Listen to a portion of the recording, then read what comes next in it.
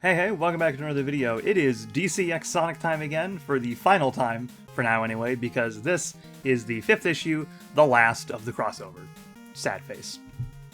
And I say for now because we know that they're doing more stuff in this whole collaboration thing. We know that they're doing at least one comic series, especially because of stuff from this issue, but we'll get to that when we get to it.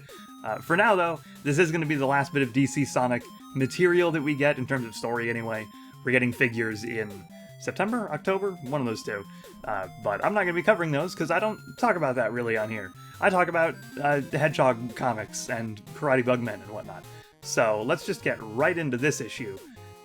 Overall, it is also very solid. The crossover so far has been, not even so far, throughout the whole thing has been very, very good. And this issue is no exception, although I definitely do have a couple of really minor, itty-bitty little nitpicks.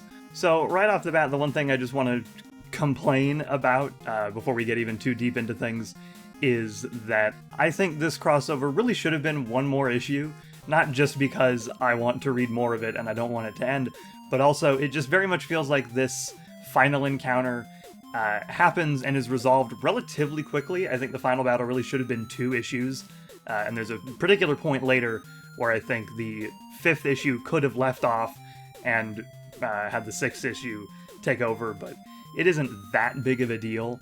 I just think it is ultimately very sudden, and feels like they didn't totally pace it out properly, or like they were given X number of issues and didn't want to cut something in a previous issue that led to this happening very suddenly. But it's not a big problem. It's just a slight complaint. So outside of the first couple of pages, this whole issue really is devoted to just finally taking down Darkseid, who we have not seen since the 2nd issue. Sort of continuing that thing I brought up in the 1st issue, where we don't really get a great scale of Darkseid as a villain because he's out of focus for so much of the story. And that is still sort of a problem here because he hasn't really been present for most of the series. I think if you're not super familiar with Darkseid, you're gonna have a hard time fully getting how big of a threat he is, but not as badly here, given that we have, an entire issue devoted to taking him down, and we do see at least some of the stuff that he's capable of, so it's not, again, totally awful of a thing. It's just minor nitpick and a consistent one that I've had with the series, but ultimately nothing that greatly affects my enjoyment. But I also am generally familiar with Darkseid. I don't know about, say, if like a young kid who really only reads the Sonic comics were reading this. I don't know if they'd have the same general knowledge of that, so maybe they wouldn't get that. I don't know. As a result, there is overall less that I can really talk about because there's not a lot of great character interaction, because there's not a lot of time for that in this, given that they have a universe-ending threat that they need to take care of. But there are at least a few, mostly at the beginning of the issue, and we got pretty much all of them from the preview pages. If you follow me on Blue Sky, you know that I saw these, and this bit of Amy being held up by Wonder Woman is just the cutest thing I've ever seen in my life. Even cuter now that it's in not god-awful preview quality. I like Silver catching up with Green Lantern and them jabbing about Guy Gardner and how you kind of build up a tolerance to him rather than him growing on you, which is very funny. Shadow's interaction with Batman is definitely the highlight to me. Very basic, here's the bullet points of what we're talking about, and then a little bit of comedy with Shadow, almost like sheepishly, given the ellipses at the start, going, Joker blew up the Batmobile. And Batman not really being bothered. I mean, he's rich, and he probably has roughly 7 of them at any given moment, but it's a really good moment. Once again, Amy and Wonder Woman being a great duo, and I wish we had seen this. Amy says that she went to Themyscira and bonded with the Amazons there. I really, really wish we had gotten to see that. Another thing that would have benefited from this crossover being potentially longer, but it's not super relevant to the plot. It's just a thing I would have liked to see. And once again, Sonic and the Flash have incredible chemistry together, and in this particular case, just sort of ragging on each other's villains, given that they both pretty easily take them down, or in Flash's case, completely ignored Zavok. Again, stuff that we have seen before, but still very good to see, very entertaining, and it's really what the focus of this crossover has been on interacting these two casts together in their universes, and it continues to do it very, very well. The main plot, I guess, of stopping Darkseid does sort of fall by the wayside in the face of that, but given that that is not its focus pretty obviously, then I don't really mind that too much. I could see some people complaining in retrospect, when now that we've got the whole thing, that the plot in general is actually pretty thin, and a lot of it is just mixing these universes, seeing Sonic characters interact with DC characters and whatnot. But it seems to me that was the intent, and it did it really, really well, so I'm not even going to complain. Once we get into the actual battle, there is, like I said, not a whole lot to really go over. There are a lot of really, really cool moments, a lot of cool visuals. Darkseid standing atop this ruined mountain with like Colossus construct behind him is just sick as hell, combined with his monologue, which I'm totally hearing his DCAU voice. I believe it was Michael Ironside who provided that voice, and I can hear it in my brain. It's such a good Darkseid-ish moment as well. And despite it coming on very suddenly, I do think it feels very appropriately grandiose. When I was reading this, I was hearing in my head the Solaris Phase 2 theme from Sonic 06, which is always a good sign to me if that song pops into my head during a fight, because it is like the quintessential final boss save the worlds from some big fucking thing kind of song. So if that just naturally pops into my head, I think that's a good sign for how epic a final battle feels. There are also some truly absurd bullshit comic book moments that I adore.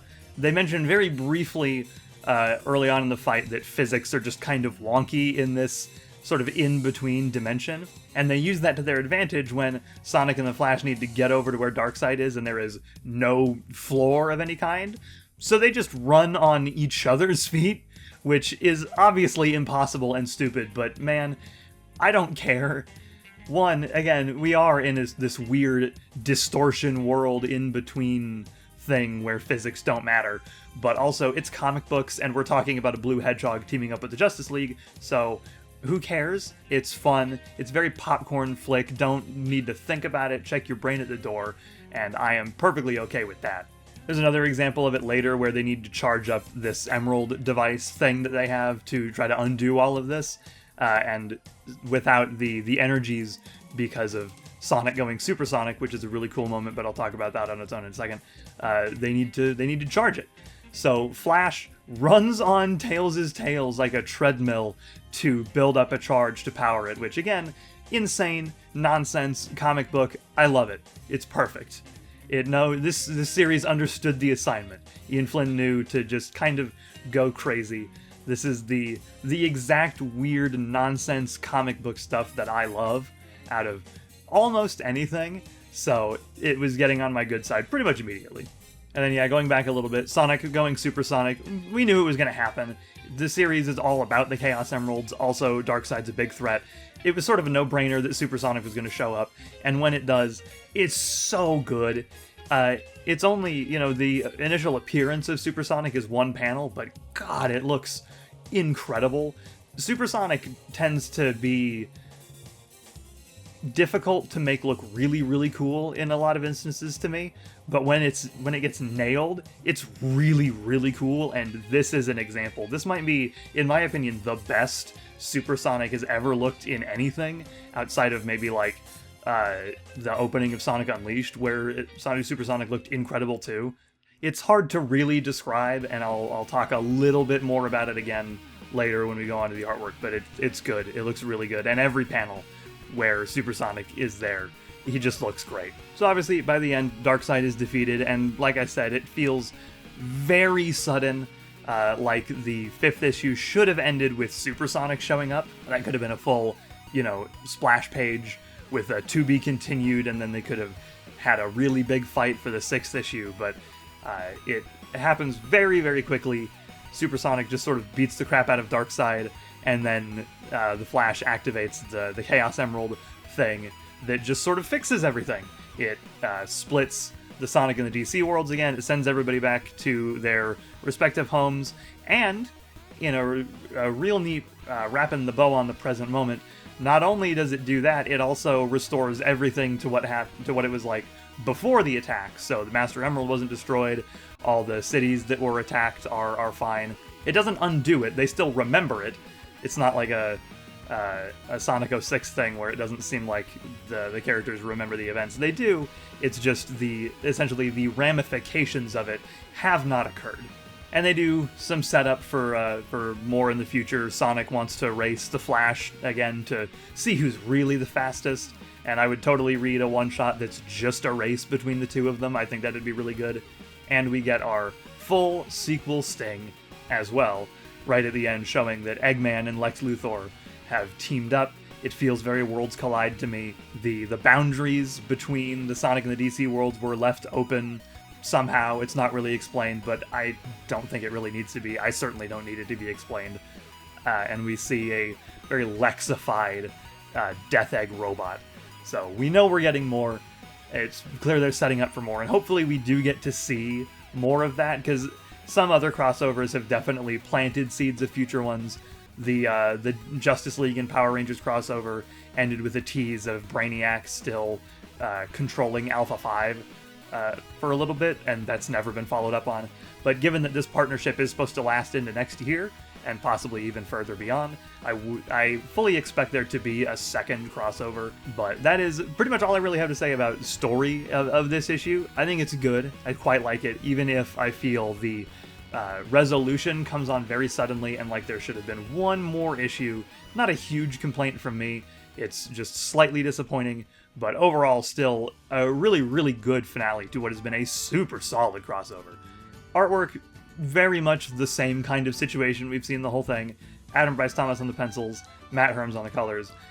It looks great. It looks really, really good. I found that there were not really as many instances where I thought the DC characters looked off in this one. Still very different to what they usually do, but only just because Adam Bryce Thomas usually doesn't draw DC characters, so they're naturally going to look different, but nothing where I thought they looked off. Ironically, the only panels, I guess, where I thought anything looked off was actually right at the end with Sonic specifically. These two shots right at the end where he's thinking back to, racing the Flash again.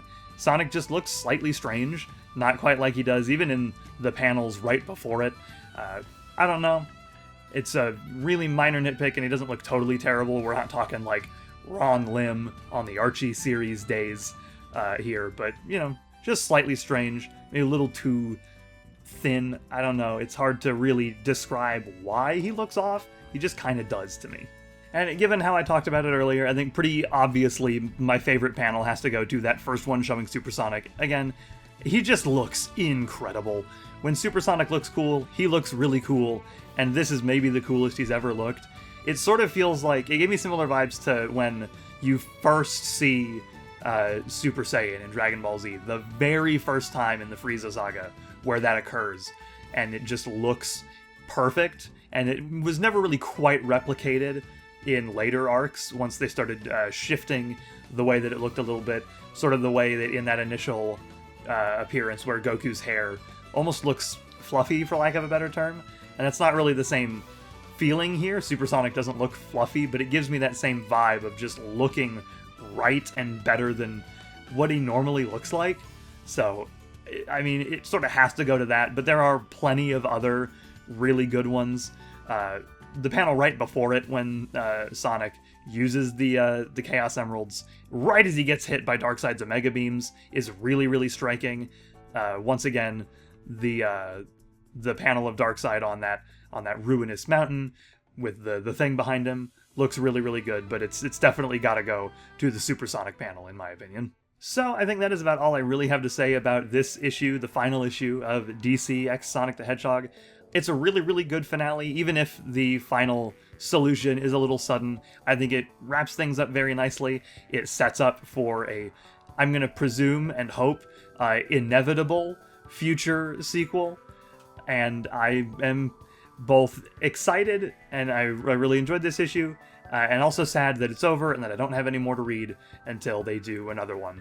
So, yeah, if you haven't read any of this yet, then why the fuck are you watching this? Please go read this series. It is really, really good.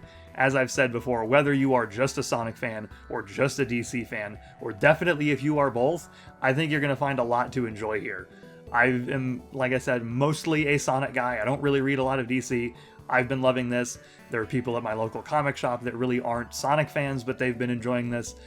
It's just been a very, very fun ride, and one of those really, really good comic book crossovers that I don't think it'll be remembered in the annals of history as one of the best ever, but among the people that, you know, enjoy one or both of the things, it'll be remembered as quite good, in my opinion. So yeah, go read it. Especially now that it's over. The trade should be out in a handful of months, I think. If you're waiting for that, pick that up literally as soon as it comes out. It's a good series. I could talk about it probably for another 40 minutes, but I won't bore you with that. So that is going to do it for me. I hope you have a good day, afternoon, evening, whatever time it is for you, and I will see you guys next time.